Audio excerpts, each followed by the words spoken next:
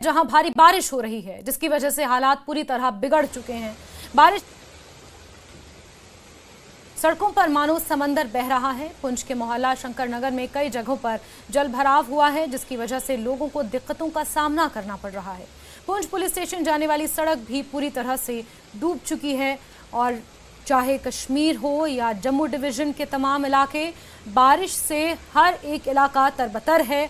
खास तौर पर जम्मू डिवीजन की जो तस्वीरें सामने आई हैं, वहां पे पुंछ, राजौरी, कठुआ, सांबा, ये वो तमाम इलाके हैं जहां पर भारी बारिश का अगले 24 घंटों के लिए अलर्ट जारी कर दिया गया है। लेकिन अलर्ट से पहले ही पुंछ की क्या तस्वीरें हैं, जहां सड़कें पूरी तरह से जलमग्न नजर आ रही हैं। यहां तक कि पुंछ पुलिस स्टेशन जाने वाली सड़क भी पूरी तरह से इस सैलाब से तरबतर नजर आ रही है।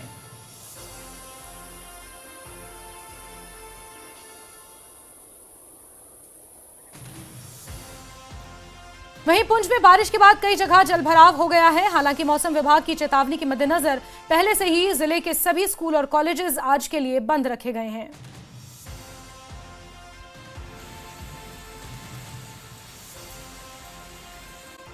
जम्मू